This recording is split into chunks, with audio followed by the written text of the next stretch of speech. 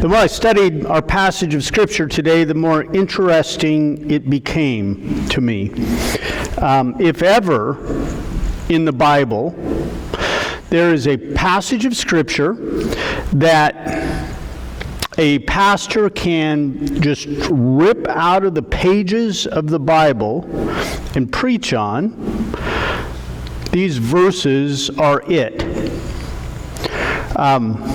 Oh, hey, by the way, has anybody ever been talking to you about one subject and then all of a sudden just jumped off into another subject? It's like you're having a conversation with somebody and they're saying like,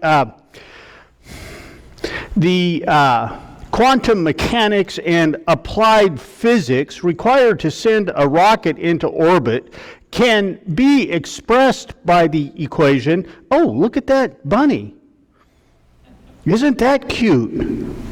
The equation E equals mc squared, and they go on, and you just have this non sequitur thing that pops up right in the middle, and it snaps your head around. That's what these verses are. Jesus has been in the temple. Now here's what you need to understand. If you don't, you need to understand this about the temple. The temple and the Temple Mount in Jerusalem is a series of rings inside of other rings. So you have the court of the Gentiles, or the outer courts. Anybody could go in there. Then there's a set of gates to the inner courts, and you had to be a Jew to get into the inner courts. And in the inner courts, you had the altar, the laver, all of that, and then you have the holy place, and then you have the Holy of Holies, or the most holy place, and it's this whole series of rings. Jesus has been teaching on the Temple Mount. He is leaving the Temple Mount. We are on Monday or Tuesday of the week Jesus is going to get crucified on Friday. He's been in the temple. He's been sparring verbally as well as teaching the crowds that surround him. He has been sparring with the heavy hitters. And he's been in the inner court. Now, a lot of things that are in the inner court, besides just the altar and the laver, and it's a fairly large area. There's a lot of stuff that goes on in there, especially in Herod's temple. Same thing in the outer court. There's quite a few places, and you'll see them mentioned in the New Testament. But Jesus has been dealing with the heavy hitters on the Temple Mount. He's been closer to the center of the temple than what you would think. He is now going to leave. We're going to look at the first four verses of chapter 21. Here is chapter 21 of Luke, verse 5. And it says, while some were speaking of the temple, how it was adorned with noble stones and offerings. Herod's temple, great, bigger, better than Solomon's temple. It's an amazing building. They're commenting on it. Okay, that's what's coming in the next couple verses. Jesus has been in the temple. Then he moves to the outer courts. He's then going to leave the temple, go down through the Kidron Valley, because in our other passages that in our timeline parallel this, here's one in Matthew. It says, Jesus left the temple, was going away when the disciples came to point out to him the buildings of the temple. And then, one verse later it says, he sat on the Mount of Olives. And the disciples came to him privately saying, tell us. And now he begins this teaching from the Mount of Olives. So he's leaving the temple through the valley, or the Kidron Valley, up onto the Mount of Olives, on his way back towards Bethany and Bethphage, up there. We have the same thing happens in Mark. As he came out of the temple, one of the disciples said, look, teacher, what wonderful stones and what wonderful buildings. And then, one verse later, it says, as he sat on the Mount of Olives opposite the temple, Peter, James, and John, Andrew asked him privately. So that's coming in our passage in Luke 21. In our passage in Luke 21, verse 5, it simply says this, while speaking of the temple, or while some were speaking of the temple and how it was adorned with noble stones, he said, and then he begins the same teaching he begins in those other things. So that's coming. So we know that whatever was going on, inner court to the outer court, to the Kidron Valley, to the Mount of Olives, that's what's coming for Jesus. And in the middle of all of this, Jesus is going to stop and comment on something that he sees. And he sees it happen, and I'll show you why in a little bit. He sees it happen in the outer courts of the temple. And he makes a comment on it. And then off he goes. A lot of people who preach through this passage or preach on this passage try to connect Luke 21 verses 1 through 4 to the last passage where he's ripping on the Pharisees about stealing widows' houses, and they try to make this comparison here. I guess you can, but it doesn't. It's not what's going on. Jesus has left that area, walked out, sees this thing happen, comments on it, and then walks away.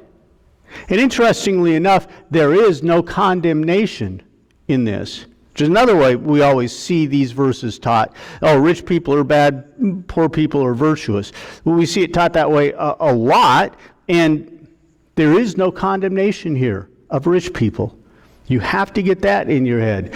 There is a commendation for the widow. But he's not saying these rich people are doing it wrong. There's just a lifting up, a building up, a recognition that this widow is doing it really, really right. So it's a great passage to preach from because there's a lot happening, there's a lot going on, there's a lot we need to know about this, a lot of history today, a lot of teaching, which makes it such a great passage to preach, but it's all about giving, which makes it a horrible passage to preach. Because what's the big knock on pastors? They're always talking about money. If you've been around here very long, you know I've been doing this for almost 13 years now, and you can count on one hand the number of times I've preached on money from this pulpit. Today is going to be one of them, but you need to understand that this passage isn't about money. This passage is about the attitude behind what is going on. It could be money, it could be time, it could be effort, it could be your life, it could be your talents, it could be anything. That's the application of this lesson. Oh, the immediate context is money, but or the immediate example or that's used is money, but the point has nothing to do with money. So while I'm going to talk an awful lot about money today, you just need to understand that money isn't it. You can put whatever you want in your life, whatever it is you're holding back from God, you can substitute that for money, and the application fits. So, let's look at our passage with all that buildup. Here's our passage. Luke 21, verses 1 through 4. Jesus looked up, and he saw the rich putting their gifts into the offering box. And he saw a poor widow put in 2 small copper coins. Copper coins, leptons is what the actual word is. Translated back in the King James days as a mite. It's the smallest denomination of coin. And that's where we get the title for this passage, the widow's mites, or the widow's mite. It comes from the coins, puts in 2 small copper coins, leptons. And Jesus says, truly, I tell you, this poor widow has put in more than all of them. For they all contribute out of their abundance, but she, out of her poverty, put in all that she had to live on. Now you see, there is no condemnation of the rich in that. He just says they gave, and they had it to give. She gave and she didn't have it to give. There's a commendation there for her, and there's an understanding that the rich people are doing, and listen, in both of these things, both people here, they're only doing what they are required to do, which is to give to the church.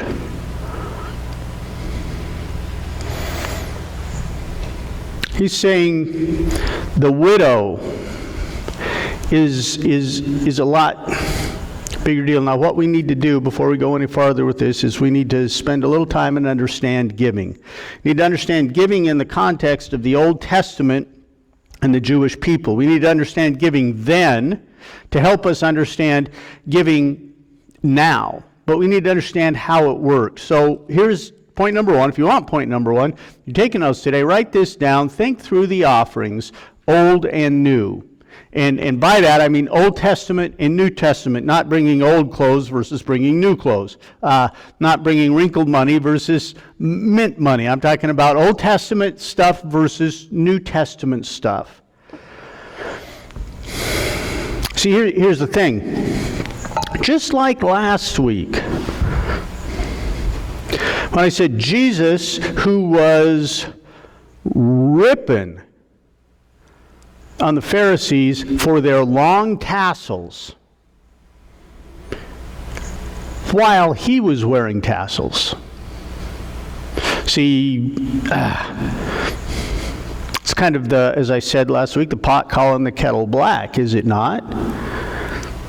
You got these tassels and you think you're right. Well, Jesus, we know he was wearing tassels because he was fulfilling Old Testament law.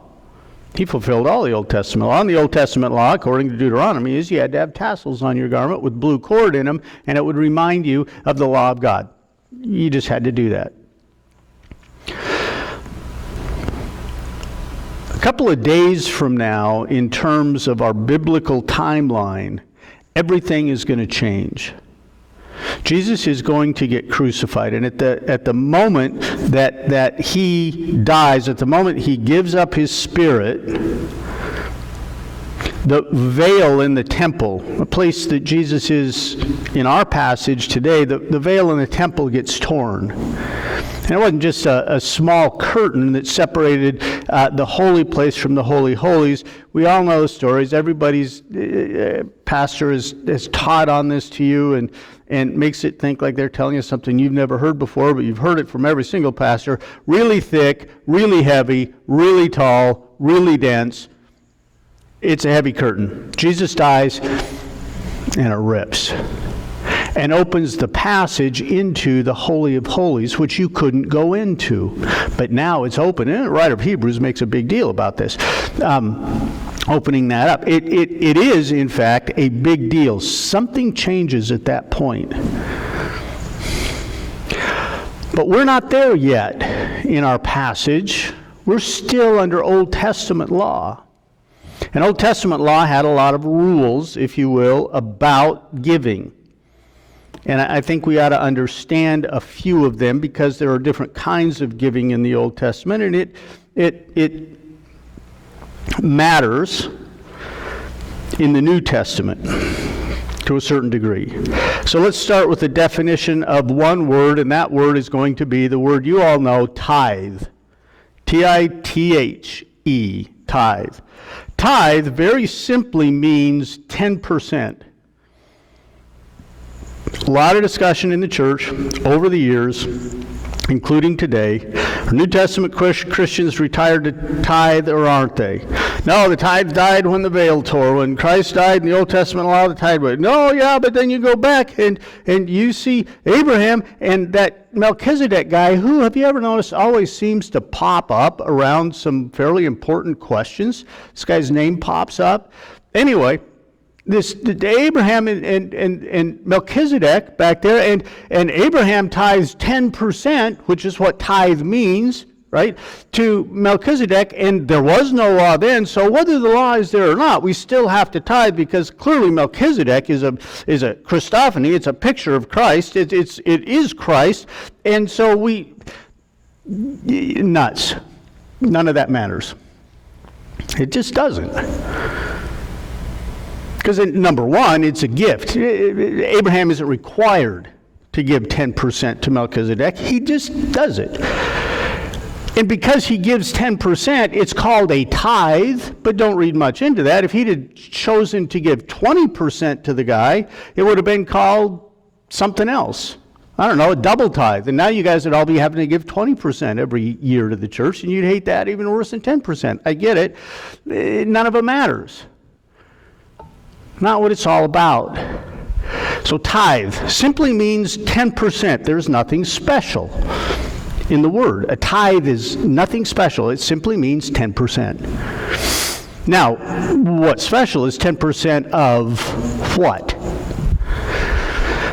So, in the Old Testament, we had several different kinds of tithes that were still in vogue when Jesus was on the Temple Mount watching this lady. Here's one of them. The very first tithe, if you will, in the Bible is simply shows up for this reason. It's a tenth, and it's a tenth of everything. Your money, your crops, your livestock, whatever it is, you are giving a tenth of that every year to the church. Now, think back.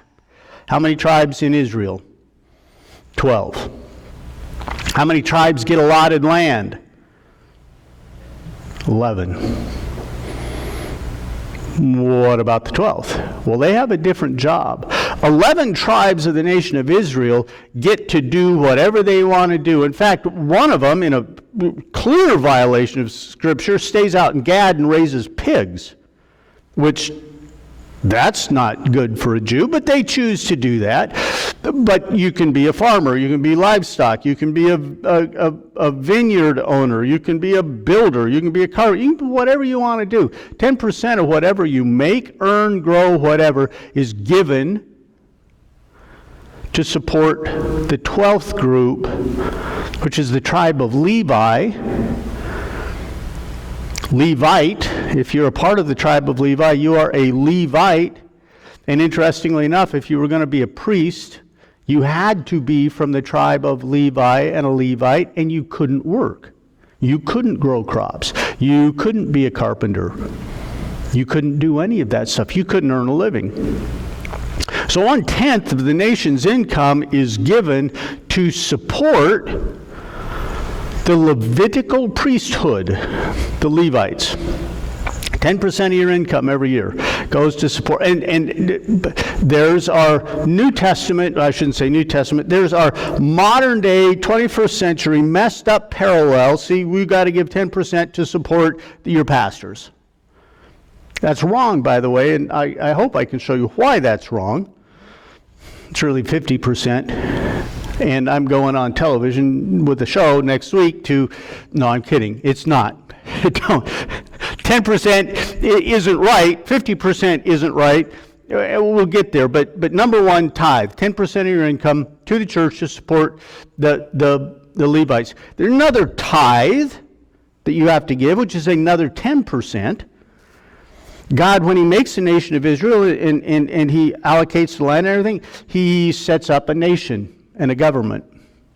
You're going to give 10% of your income to that government, not to the Levitical priesthood, but to the government for jails, for roads, for bridges, for whatever it is the government does. You're going to give the government 10% of your income, and God sets it up. It's a tithe to the government. So now you're up to 20% of your income every year as a Jewish person, 10% to the Levitical priesthood, 10% to the government, but there was a third tithe, a third 10% that you had to give was for their Social Security program that they had back in that time. It was only every 3 years, so it would work out to 3 1/3% per year, because every third year you would give that 10% of your income.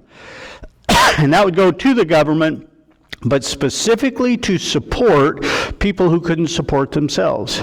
Widows, like the widow in our story. So now you're up to 23 1/3% a year in income tax. Still a pretty good deal by American standards at this point. By the time we get to our passage, we've moved by a lot of that. Rome required 1% of everything every year. 1% went to Rome.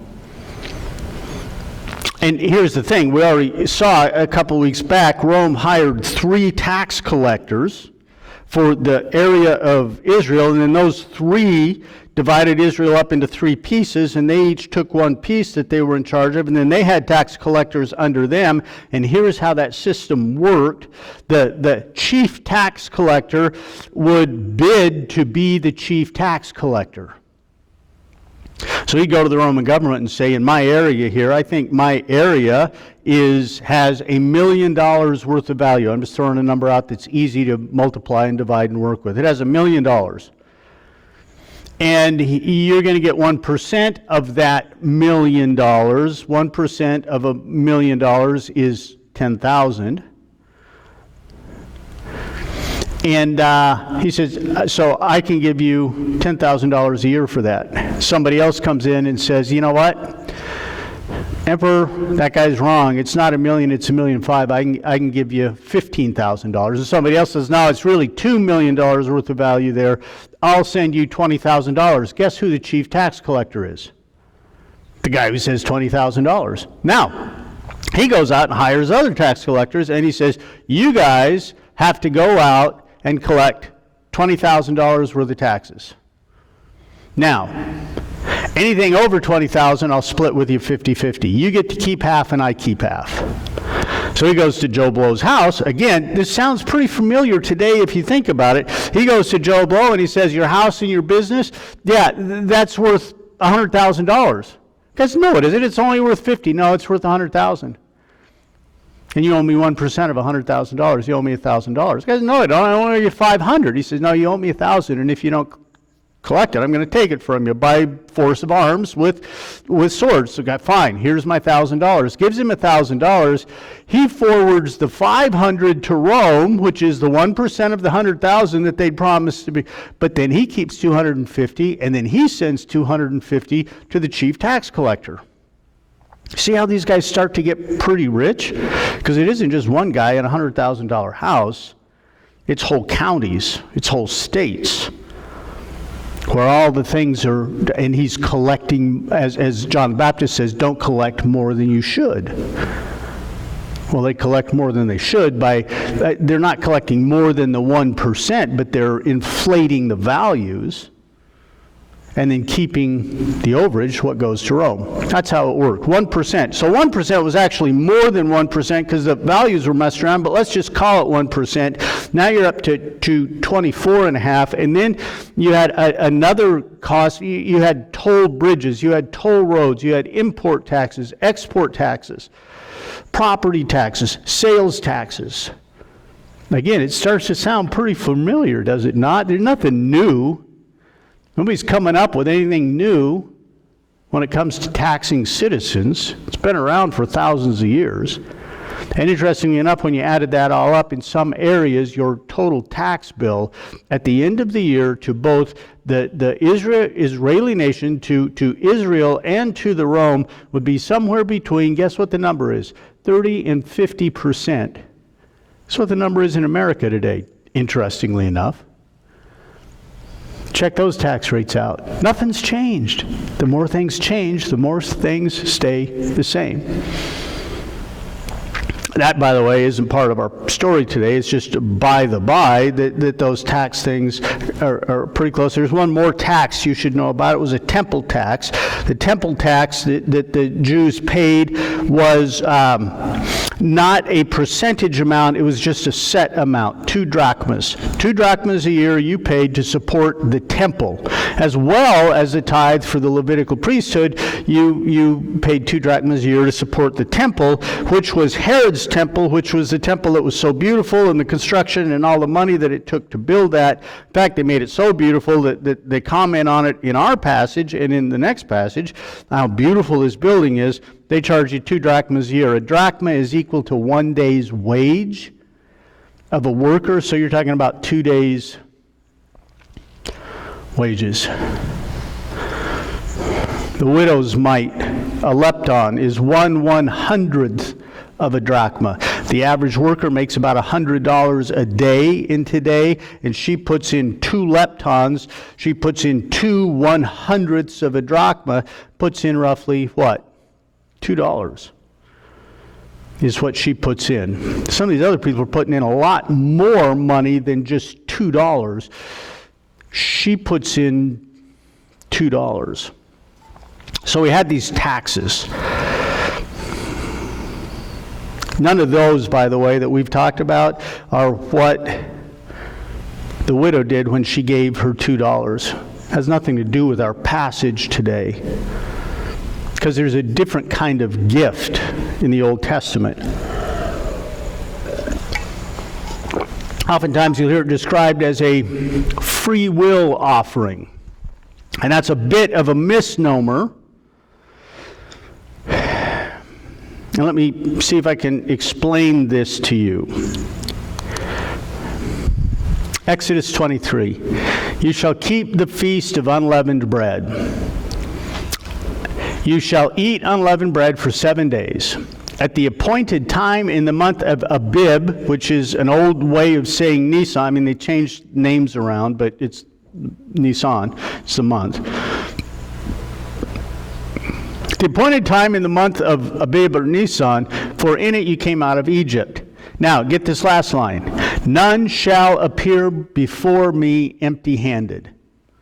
When you celebrate the Feast of Unleavened Bread, you will give me a gift, God says.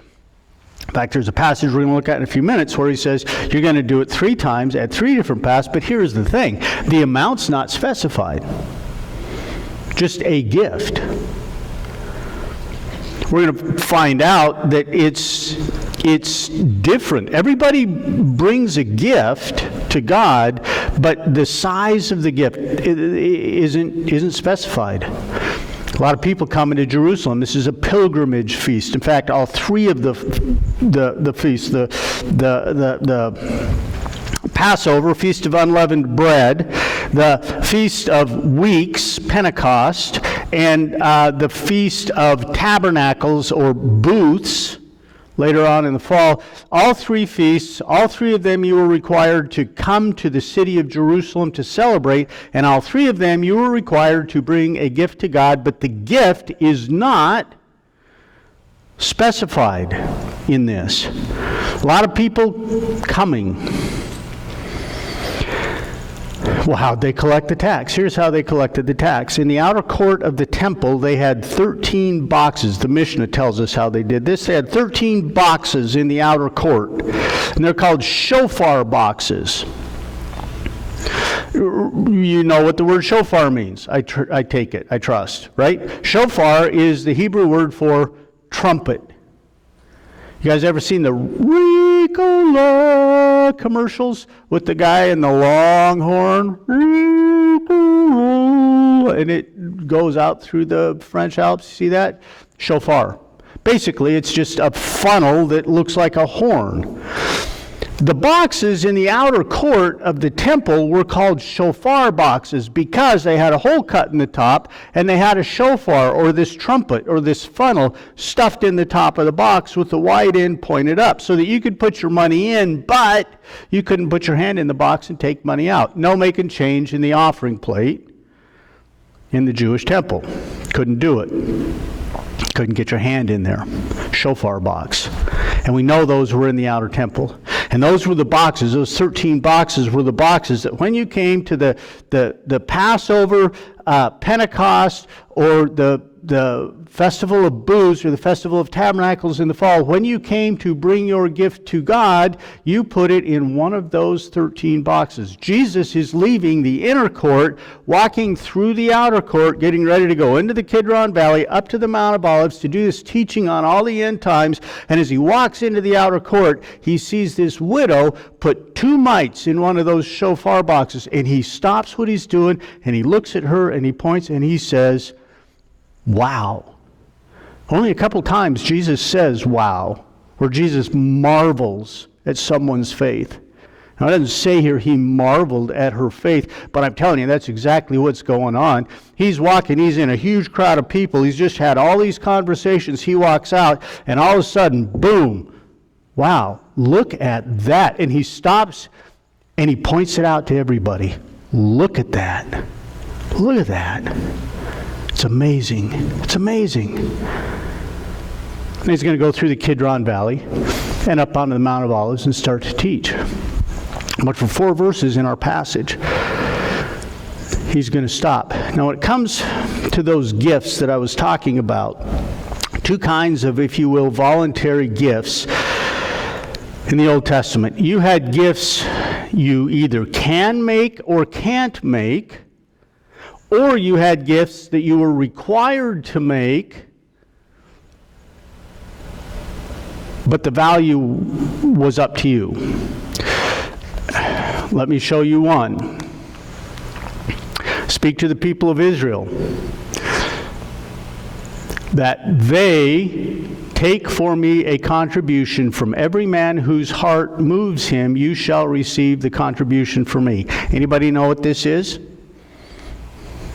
Moses collecting things to make the tabernacle for the children of Israel. And God tells Moses to go to the people and take up a collection from the people. But God says, listen, this isn't required. They don't have to give. Every man whose heart moves him, you'll receive from him. He'll give. That's a free will offering that you either can or can't give. If you were a Jew and you didn't give money to build the tabernacle, it wasn't a sin. You weren't out of line. Not a big deal. Because you had the choice. God gave you the choice. Every man as you move. We've already seen in Exodus 23, verses 15, none shall appear before me empty-handed. That's a gift. You don't have a choice. You have to give it. It is required giving to support the church. But the amount's up to you. Special projects, if you will, in the church, building the new tabernacle, give or don't give, doesn't matter. But you have to support the church. But it doesn't matter to the level at which you support the church. That's the Old Testament picture. You understand the exact same parallel is in the New Testament. In the New Testament, we have passages like this. Paul talking to the Corinthian church. This is my defense to those who would examine me. Do I not have the right to eat and drink? Now, right, that's a legal term. This is not something, should I, can I, wouldn't it be nice if I. This is a legal term. And it's going to appear a bunch of times in this passage. Paul's going to say, do we not have the right to eat and drink? Do we not have the right to take along a believing wife, as do the other apostles and the brothers of the Lord and Peter? Or is it only Barnabas and I who have no right to refrain from working for a living? These other guys get paid for what they're doing. They have a right to get paid. Are you telling me I don't have the right to get paid for spreading the gospel? Paul says Barnabas and I don't have the right to get paid. The right, by the way, which is a legal responsibility. Who serves as a soldier at his own expense? Who plants a vineyard without eating any of its fruit? Who tends a flock without getting some of the milk? Do I say these things on human authority? Does not the law, doesn't God say the same thing? New Testament time frame now. But Paul's going to quote Old Testament law. For it's written in the law of Moses, you shall not. Now, I'm not real happy about this particular comparison, because I happen to be compared to an ox at this point, and it's not nearly as flattering as what you might think, to be compared to an ox, because that's what he's doing. He's comparing pastors to oxen. He says, you shall not muzzle an oxen that treads out the grain. Is it for the oxen that God is concerned? Answer, no. Does he not certainly speak for our sake? So God is putting this out here so that you guys will understand sowing and reaping and giving and using it.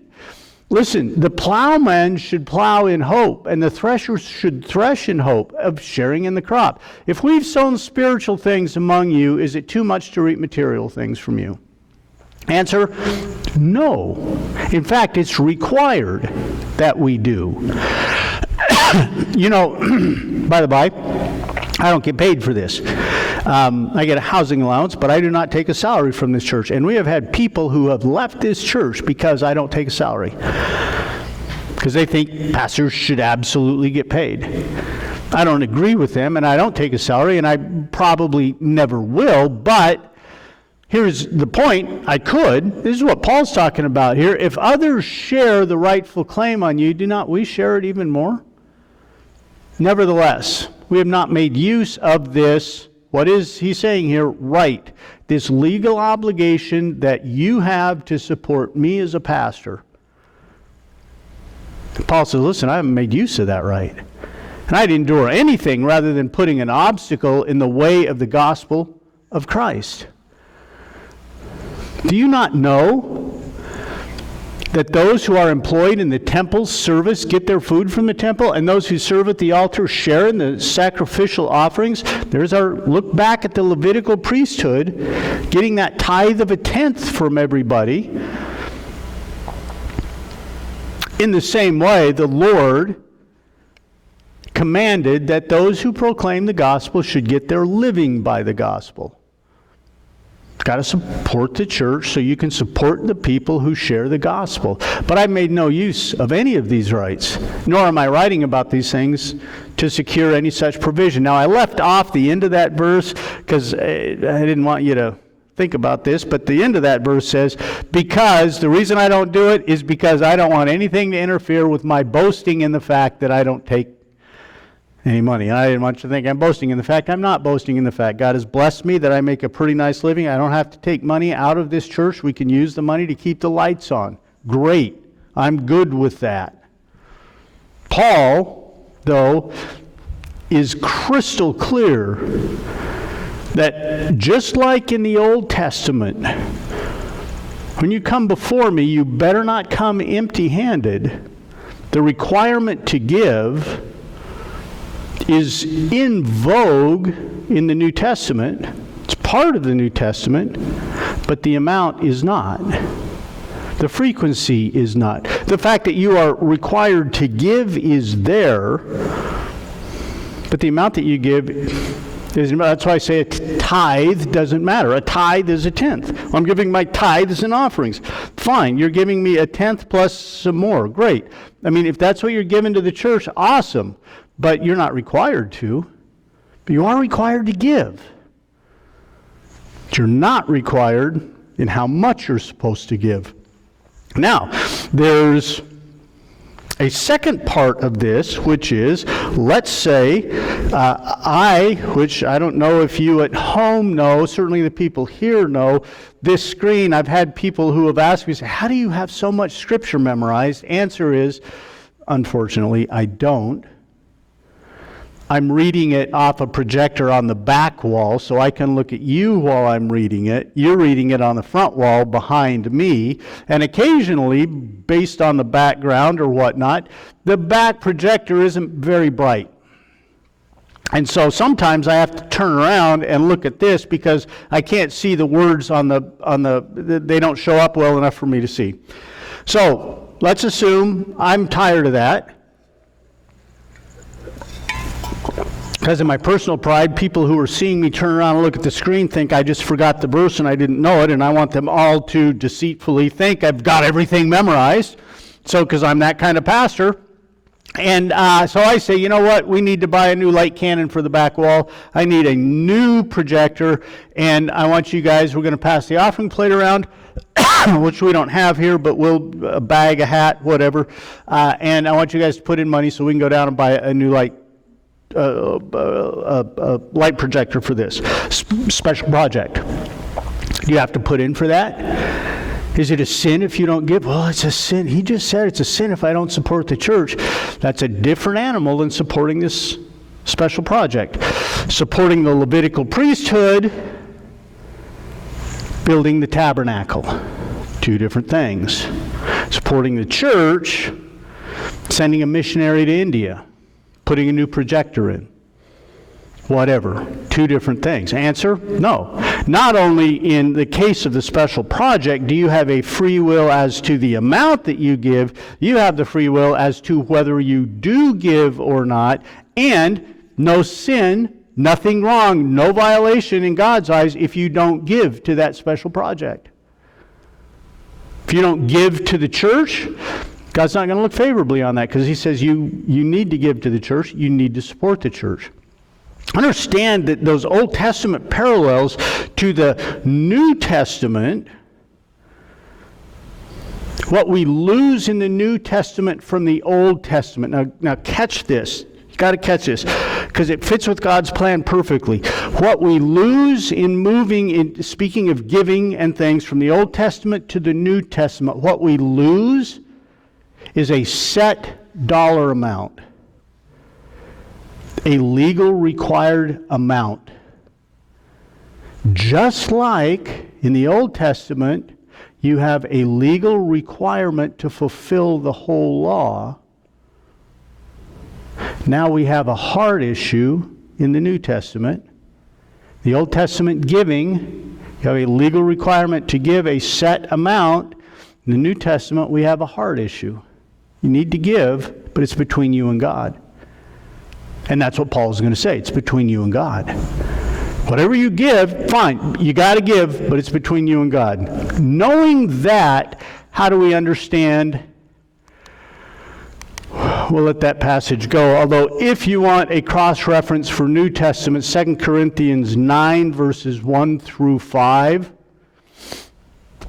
A good passage to read where Paul is talking to, well, let's do it. I'm here. I was trying to get you out of here early. 2 Corinthians chapter 9, verses 1 through 3. Paul says, listen, now it's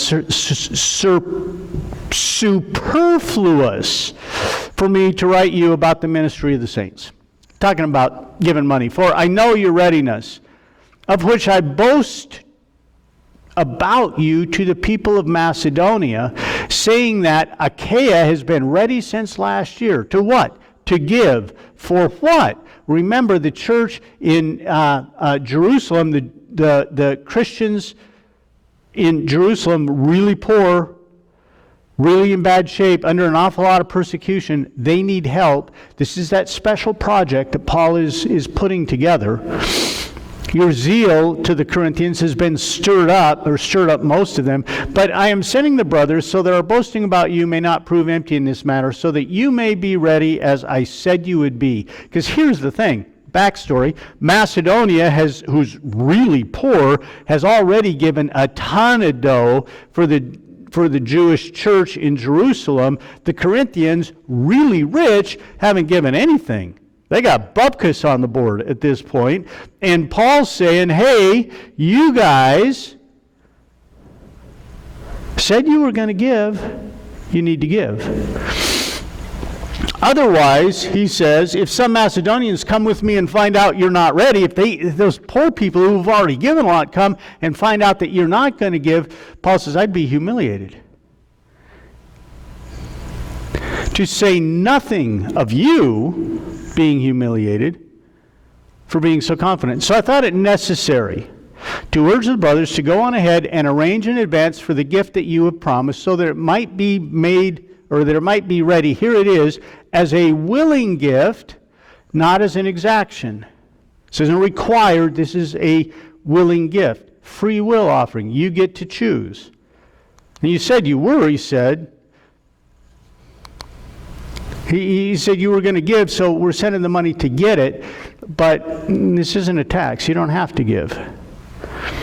Just be aware, interesting parallel with our story, you rich people in Corinth, just be aware how much the poor people are giving. Should it motivate you? I mean, that free will offering. Here now, the crux of our story, truly I tell you, this poor widow has put in more than all of them. What do we do with this? Because I've already said, he's not condemning the rich people. He's building up the widow. Now here's where you're going to be tempted to tune me out and say it's another pastor talking about money, and I'm not just talking about money, I'm talking about time, talent, and everything else. And I don't want to put words in her mouth because we aren't told her motivation.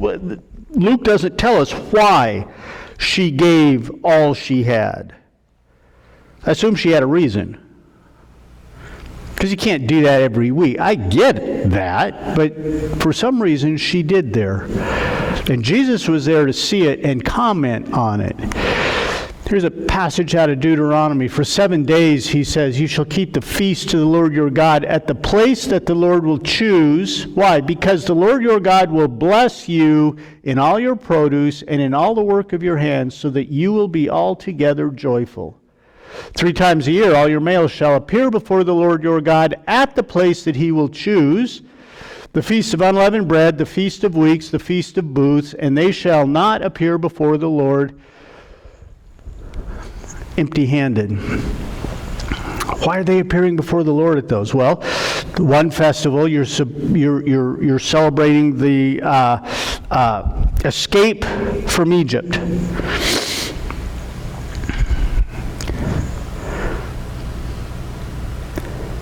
All of those festivals are there celebrating the good things that God has done. Now, in your life, none of you have escaped Egypt, but you, if you're a Christian, have been taken out of the world, have you not? Been saved from the world, placed into the kingdom of God. I guess in that sense and in that case, there's a deliverance there that we have that lady in the first century didn't have yet. Oh, she was going to get it within the week, but she didn't have it then. She is celebrating God, which is what they're saying here. Celebrate God. You understand, this isn't a... Here's the second point. See Jesus as you give. That's a great line. Pastors use that line all the time. Yeah, give to God. Give to Jesus. You're not giving to me. I may be a jerk, but you're giving to God. And God, you can't outgive God. God will open the storehouse, bless you 10,000. That's what he says. None of that's true. It's not true when they say it. It wouldn't be true if I say it. But here's the thing. You go to a festival and you focus on God, the festival of unleavened bread. The focus is on God. The focus, the Passover. The focus is the deliverance from Egypt. Egypt, the picture of the world, sin. You've been delivered from the world. You've been delivered from sin. Celebrate God. And by the way, when you show up for that celebration, bring me a gift. That's what God says. Bring me a gift. Don't come empty-handed. How often when you celebrate Jesus, do you think in your mind, hey, I need to bring God a gift for that. I need to celebrate that. Oh, myself in church is enough of a gift. Yeah, no, it isn't. It wasn't in the Old Testament. It's not today either. See Jesus when you give. Psalm 56, such a great psalm. Psalmist speaking to God, you have kept count of my tossing and turnings, my wakeless nights or my sleepless nights. All I've got are problems. You put my tears in your bottle. Are all these things not in your book? Oh, my enemies, they will turn back. You're going to rescue me on the day when I call. This I know, that God is for me. In God, whose word I praise. In the Lord, whose word I praise. In God I trust. I shall not be afraid. What can men do to me? Oh, I must perform my vows to you. Why? because of verse 10. I will render thank offerings to you because you are my God, who protect me, who takes care of all those things. For you have delivered my soul from death, yes, my feet from falling, that I may walk before God in the light of my life. Many of you see your life with God that way. A lot of stuff about seeing God filling the hole in my heart. A lot of stuff about seeing God making my life better, having a friend to walk through life with, holding me up. But a lot of that kind of stuff. How many of you see God as a God who rescues your life from the pits of hell? Who you have no idea how bad things would be for you if God wasn't setting a hedge around you, keeping Satan, the devil, and those things away from you. And then God says, yeah, when you come before me, don't come empty-handed. Just remember to say thank you for that. And the thank you that you say, by the way, has nothing to do with the dollar amount. It has to do with how much it means to you. Rich people may have been given $1,000 that day, and Jesus knows that that rich person who gives $1,000 isn't nearly as important as the widow who gives all she has to live on. Who's more thankful? Well, he gave $1,000. Yeah, but that's pocket change to him. He picked it up off his bedroom dresser that morning and threw it in the offering plate. The widow decided whether she was going to eat tomorrow or whether she was going to give to the Lord.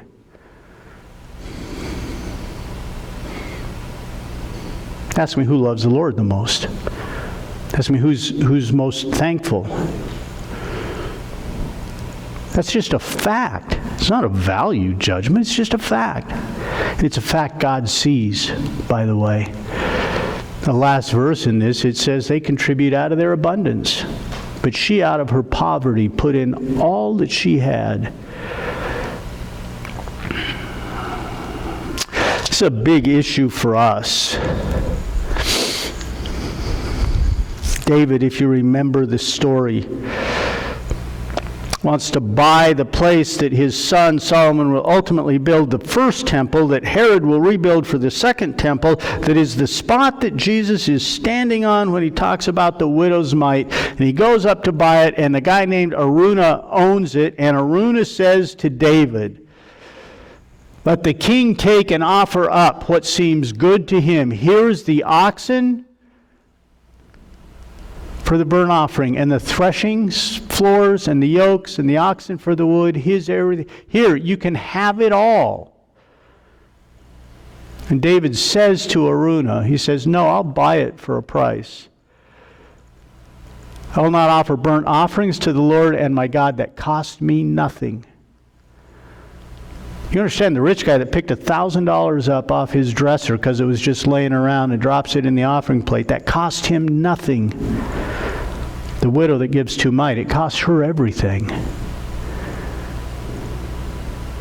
God calls David a man after his own heart, the greatest king in the nation of... Why is David the greatest king? Because he understands this principle. He understands.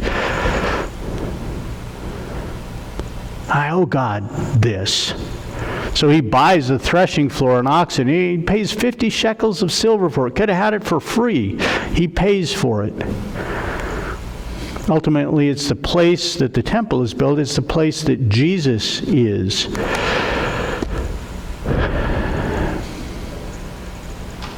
Jesus, by the way, on that Tuesday, watching this widow put, as it says, her all, or all that she has, into the offering box. Jesus is going to do it in 3 short days. It's not going to be money, but Jesus is going to put all that he has in the offering box.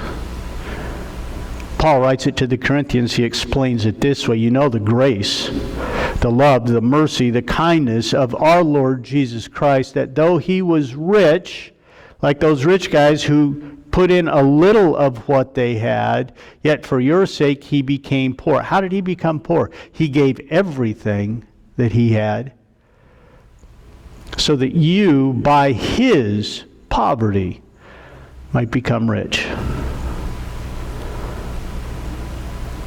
That's what Jesus did. And here's the thing. If you see Jesus when you give, whether it's your time, your money, your emotions, your talents, if you see Jesus and what he gave, when you give, you will never say, I'm too busy. You will never say, that's too much. You will never say, I don't want to do this. Because whatever it is you're giving pales, absolutely shrinks to nothing, shrinks to the widow's mite in front of the amount that Jesus gave. And yet when you give your all, it may be 1/10, 1/1,000,000th of what Jesus gave. But Jesus will stand back, just like he does with that widow. He will stand back and say, that is amazing. Look at that. He will stop whatever it is he's doing and point down and say, you guys, look at that.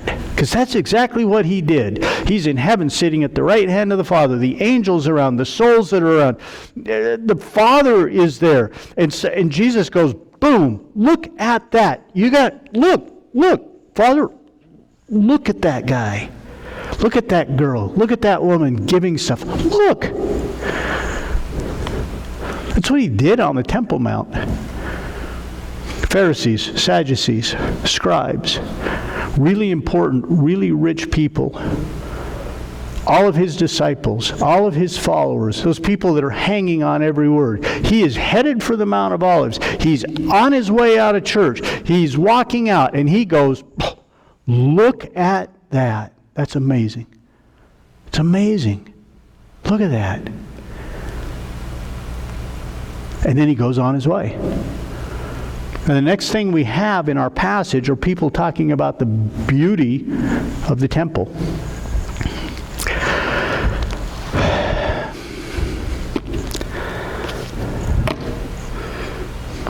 This isn't a bad example of what happens to rich people.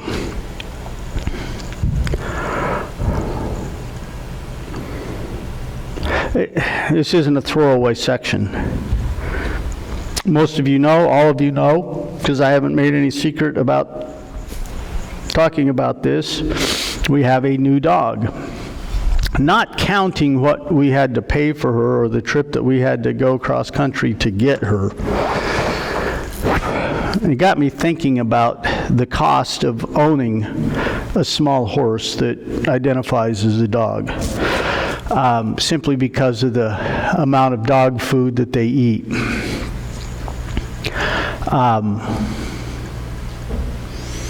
Did you know that the average American spends over $1,650 a year on their dog? Average American, $1,650 a year on their dog. It's more than I spent on my son, which gives you a understanding of maybe my priorities. But hey, he can take care of himself. No, I'm kidding. $1,650. You know what the average person gives to their church every year in America? More or less. Don't answer. $807. Less than half. They give to their church, they give to their dog twice as much as they give to their God every year. And then you stand back like little Jack Horner in the corner, sticking his thumb in a pie, which if you stick a thumb in a pie in my house, you're not going to get praise, right? We stand back and say, yeah, look at us, look at our giving. And we expect Jesus to point, he's not. Not when your dog is more important than the souls of people, the work of God, the grace of God, the mercy of God. Now listen, and I'm done, but listen. I don't want anybody. Okay? If you have not put anything in, and we don't do an offering here, we have boxes on the back wall. If you have not put anything in the offering box today, do not do it on your way out of here. I am not trying to guilt anybody into doing anything. What I am saying, though, to you is there is a principle here where God recognizes a heart issue. It's not a dollar issue, it's a heart issue. He recognizes this lady who is all in her love and support of God. And God recognizes that. There's a lot of ways that we as Christians can show that we're all in. A lot of demonstrations of that, a lot of gifts to God that demonstrate to us that we are all in, that we appreciate, that we recognize and see what God's done.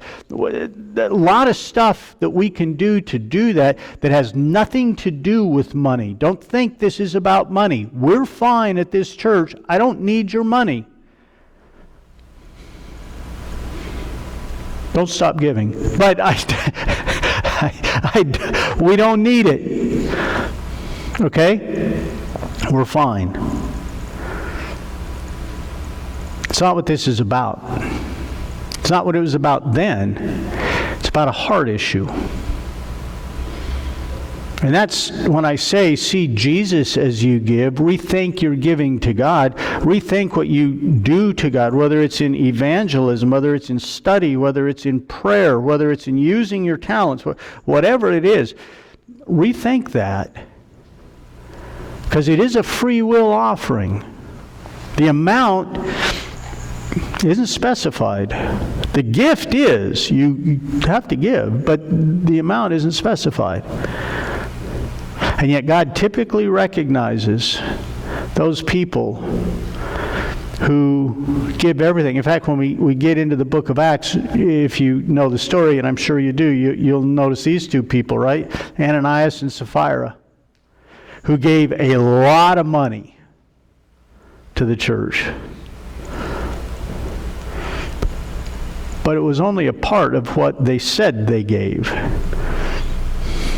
And God says, you lied to the Holy Spirit, and I'm going to kill you. He kills them. Nothing to do with the dollar amount. It has nothing to do with how much money. In fact, here's the principle of that. If you look through the whole Bible, the principle is they could have given nothing and been fine. They could have said, no, we're not going to do that. We've already given to the church on Sunday morning out of our wages. We sold this property. I'm not giving you anything. No sin, no problem, nothing. The problem comes because they were cheap, because they lied, because their heart was wrong when they were giving to God. That's the risk we run. And God says, I'm going to make it clear. Right? Does He kill everybody? No, if He did, I wouldn't be here. Right? He doesn't, but He made a point. This is important. You guys need to understand. And I'm sorry for this. This is a hard sermon because I understand. If you don't know, I know the conversation because I know my wife. I know the conversation that's going to happen in my house this week. And it's going to be a hard conversation, but it's one we need to have. It's one you need to have. Not with me, certainly, but with God. I'm doing what God has called me to do. And if you are, awesome. Great. Keep doing it. If you're not, fix it. It's that simple. Let's pray. God, thank you for your word. Thank you for this story. So tempted, God, just to move right past this, to blame the rich people for what they were doing, but God, the lessons of this story are so much greater and deeper and bigger than what we think. And I am amazed at the God of the universe, how important something would be to stop Him in His tracks. That Jesus would with such a short time left, stop what He was doing and call this out. That means it's a whole lot more important than what I give it credit for. It means that there is a lesson there that we need to take to heart, that we need to look at closely. And if our hearts are fine before you, God, great. It's like the word says, it's between you and them. It's between you and me. And if we're fine, God, then we're fine. But if we're not, God, help us to be Christians who are obedient, even if it means giving our last 2 mites, our last few seconds, our full measure of devotion. God, help us to be Christians who do that. We just ask it in Jesus' name. Amen.